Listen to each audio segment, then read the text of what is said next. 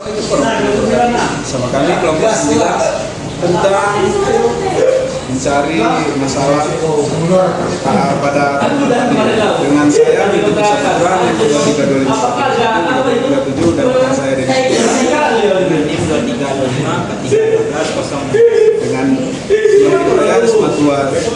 Ismatilta dengan NIM 232534. Baiklah, saya akan menjelaskan aplikasi sistem diagnosa penyakit padi. Pada halaman pertama terdapat kata sambutan, selamat datang di sistem diagnosa penyakit padi. Lanjut, kita login. Pada halaman login, kita dapat login sebagai admin dan user. Pertama, kita login sebagai admin dahulu.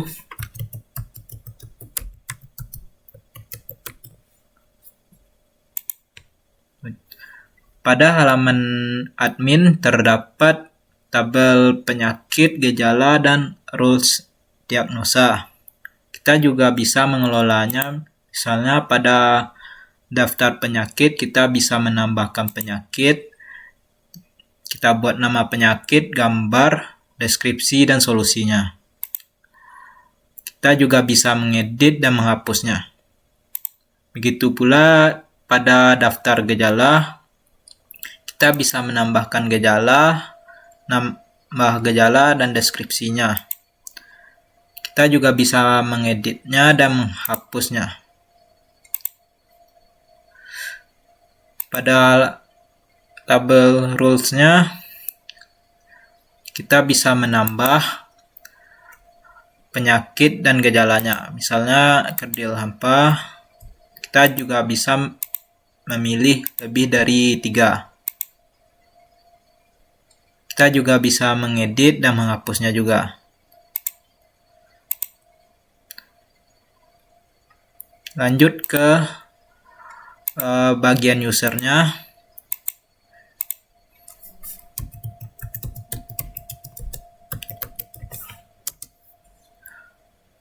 Pada halaman user, kita bisa mendiagnosa penyakit padi. Misalnya, kita klik ini dan ini, maka hasilnya keluar, yaitu hawar daun blast. Dan terdapat deskripsi dan solusinya juga. Kita diagnosa lagi, misalnya ini, maka hasilnya keluar, yaitu busuk pelepah, dan terdapat deskripsi dan solusinya juga.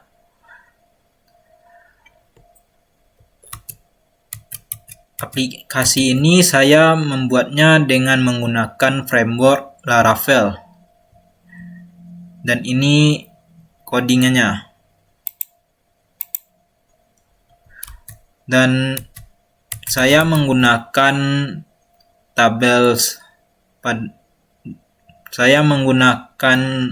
database-nya dengan nama diagnosa padi dan terdiri dari tabel user, symptom, rules, dan disease symptom. Sekian. Baiklah, di sini saya akan menjelaskan PPT dari tugas kelompok kami. Dengan nama kelompok yang pertama Didi Saputra, kemudian Matthew Tri Saputra, dan saya Risma Simanjuntak. Baiklah, latar belakang dari kami yaitu pertanian sangat penting bagi kehidupan manusia. Padi adalah sumber makanan pokok untuk manusia dan produksi padi menurun karena adanya hama dan penyakit tanaman atau disebut OPT. Dengan penyakit ini, banyak petani sulit mengenali gejala awal penyakit dari tanaman padi ini. Dan para petani memerlukan sistem yang bisa mendeteksi penyakit padi yang lebih cepat dan akurat. Kemudian dari rumusan masalah ini kita bisa melihat yang pertama ada petani sering terlambat mendeteksi penyakit dari tanaman padi. Yang kedua, gejala awal penyakit padi itu sering diabaikan oleh para petani sehingga penyakit tersebut lama-kelamaan akan merugikan para petani. Kemudian yang ketiga, dari hasil rumusan masalah yang pertama dan kedua, kemudian menyebabkan yang namanya gagal panen akibat infeksi jamur, virus, dan bakteri. Dan yang keempat yaitu kurangnya akses petani terhadap tenaga ahli, yang dimana para petani kurangnya memahami tentang padi-padi dan masalah penyakit tanaman tersebut. Kemudian di sini ada tujuan. Yang pertama, untuk membangun sistem pakar berbasis metode forward chaining untuk mendeteksi penyakit padi. Jadi kami melakukan yang namanya sistem pakar untuk mendeteksi penyakit padi, sehingga kita dapat mengetahui apakah padi tersebut sedang terkena hama penyakit atau tidak. Kemudian tujuan ini agar dapat membantu petani mengenali gejala penyakit lebih awal. Itu yang pertama. Kemudian kita dapat memberikan solusi penanganan otomatis dan cepat. Dan yang ketiga, meningkatkan hasil panen dan mengurangi kerugian. Nah, kami membangun sistem ini agar semuanya bisa lebih mudah untuk para petani, agar padi-padinya tersebut jauh lebih baik dari sebelumnya. Kemudian di sini ada metode penelitian. Yang pertama, kami mengumpulkan data seperti membaca jurnal, meriset semua jurnal yang kami cari, kemudian wawancara terhadap para petani. Kemudian yang kedua, kami membuat basis pengetahuan tentang gejala dan penyakit. Kami melakukan metode ini agar kami dapat mengetahui bagaimana caranya mengetahui tentang gejala penyakit dari tanaman padi. Kemudian membuat aturan, dan yang keempat, mengimplementasikan sistem penggunaan metode forward chaining agar dapat digunakan oleh para petani. Kemudian yang kelima yaitu pengujian dan evaluasi hasil diagnosis, yaitu kami melakukan pengujian apakah dengan metode ini yang kami lakukan itu berhasil atau tidak. Jika berhasil, maka kami akan melanjutkan ke tahap seterusnya. Kemudian di sini kami menggunakan konsep forward chaining, yaitu metode berbasis data dan fakta awal. Sistem memulai dari gejala yang dimasukkan pengguna, kemudian mencocokkan aturan if-then untuk menemukan penyakit tersebut, dan hasilnya akan diagnosis penyakit dan solusi yang disarankan.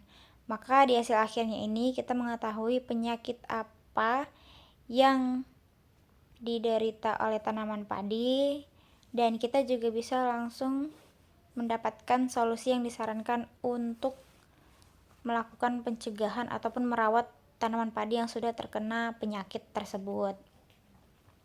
Nah, ini adalah data penyakit dan gejala yang sudah kami dapatkan, yaitu yang pertama kodenya dan nama gejalanya seperti G1, bercak seperti belah ketupat, kemudian dengan kode G2, lesi berbentuk oval, G3, pelepah daun dengan tepi coklat, yang keempat daun pusat abu-abu, yang G5 daun muda menguning, G6 daun orange kemerahan, G7 pangkal malai menghitam, G8 kerdil ekstrim dan banyak anak-anakan, G9 daun pendek dan berkarat, G10 tumbuh lebih tinggi atau abnormal, G11 yaitu batang pucat dan busuk pangkal.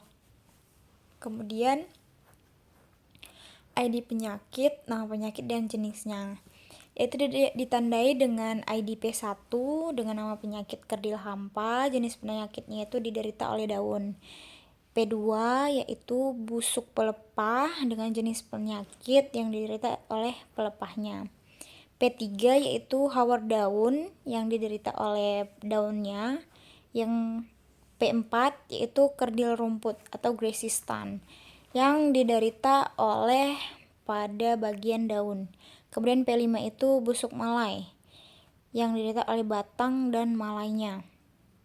Kemudian ini ada rule gejala dan penyakit pada tanaman padi, yaitu mencocokkan G5 dan G6 itu diderita oleh P1 yaitu kerdil hampa daun. Kemudian G2, G3 dan G4 itu diderita oleh si pelepahnya, bagian pelepahnya. G1 dan G7 itu dicocokkan dengan P3 yaitu yang diderita oleh bagian daunnya. Kemudian G8 dan G9 ya tertuju pada P4 atau kerdil rumput yang diderita oleh bagian daunnya.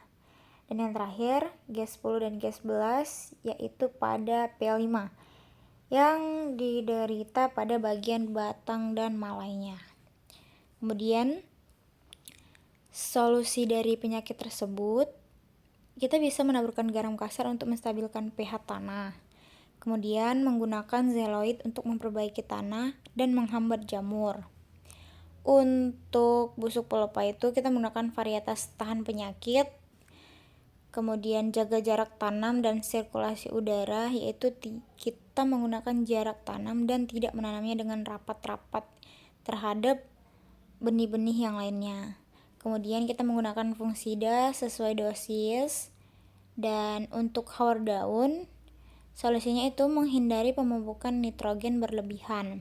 Jadi kita menggunakannya hanya secukupnya saja dan tidak menggunakannya lebih banyak. Dan selanjutnya yaitu tanamnya secara serempak, yang dimana kita menanam di hari yang sama dengan menyelesaikan semuanya dan tidak ada ditanam ke kemudian harinya. Kemudian yang terakhir kita memastikan drainase sawah dengan baik. Selanjutnya ini ada hasil data analisis. Yang pertama ada tampilan selamat datang di sistem diagnosa penyakit padi yaitu dashboard. Kemudian halaman login dan ada dashboard yang kedua untuk tampilan dan ada daftar rule-nya.